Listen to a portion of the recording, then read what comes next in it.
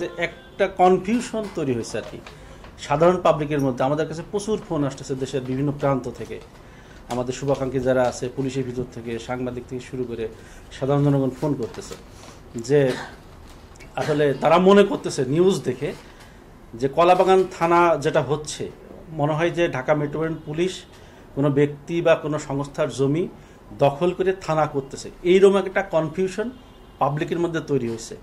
সেটার জন্যই বেসিক্যালি আমি একেবারে দুই লাইন কথা বলবো।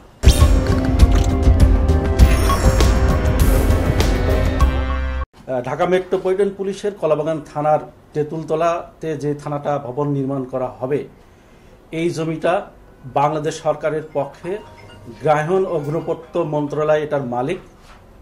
এখানে থানা ভবন নির্মাণ করার জন্য যে প্রস্তাব দেয়া হয়, প্রস্তাবটা দেওয়ার পরে সরকারের কাছে সরকারের যে কেন্দ্রীয় ভূমি অধিগ্রহণ কমিটি আছে, এই কমিটি সমস্ত নিয়ম এবং আইন কানুন মেনে বাংলাদেশ পুলিশের পক্ষে ঢাকা মেট্রোপলিটন পুলিশকে এই জমিটাকে অধিগ্রহণ করা হয় এবং এটা ঢাকার জেলা প্রশাসন এই জমিটি অধিগ্রহণ করে এবং ঢাকা মেট্রোপলিটন পুলিশকে তারা সরজমিনে বুঝিয়ে দেয় থানা করার জন্য। এটার জন্য ঢাকা মেট্রোপলিটন পুলিশের যে পুলিশ করে টাকা আসে সেখান থেকে প্রায় ২৭ কোটি টাকা আমরা বরাদ্দ বাবদ গভর্নমেন্টকে প্রদান করি। প্রদান করার পরে সরকার থানা ভবন নির্মাণ করার জন্য অর্থ বরাদ্দ দিয়েছে। সেই অর্থ প্রাপ্তি সাপেক্ষে সেখানে থানা ভবন নির্মাণের জন্য সীমানা প্রাচীরের কাজ শুরু হয়েছে। এই জমির কোনো ব্যক্তির অথবা কোনো সংস্থার জমি না, এটা বাংলাদেশ সরকারের জমি পুলিশকে দেওয়া হয়েছে কলাবাগান থানা করার জন্য।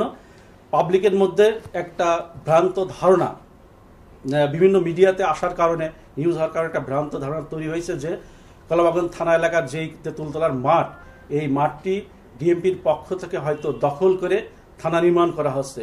বিষয়টি আসলে মোটেই তা না, এটা সরকারের জমি।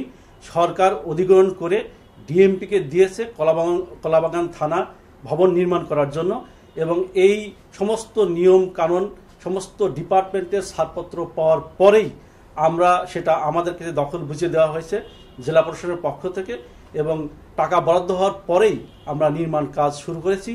সরকার যদি নির্মাণ কাজ বন্ধ করতে বলে, সেই ক্ষেত্রে হয়তো ঢাকা মেট্রোপলিটন পুলিশ সিদ্ধান্ত নেবে যে এই কলাবাগান থানার জমির এই কলাবাগান থানার যে ভবন নির্মাণ সেটা চলবে কি চলবে না। খেলার মাঠের যেটা প্রয়োজনীয়তা আছে, সেই প্রয়োজনীয়তা কিন্তু আমরা অস্বীকার করছি না এবং ঢাকা মেট্রোপলিটন এরিয়ার মধ্যে কোথায় খেলার মাঠ থাকবে সেই বিষয়টাও কিন্তু আমাদের এখতিয়ারভুক্ত না। এটা সিটি কর্পোরেশন সিদ্ধান্ত নেবে আসলে কোথায় খেলার মাঠ হবে।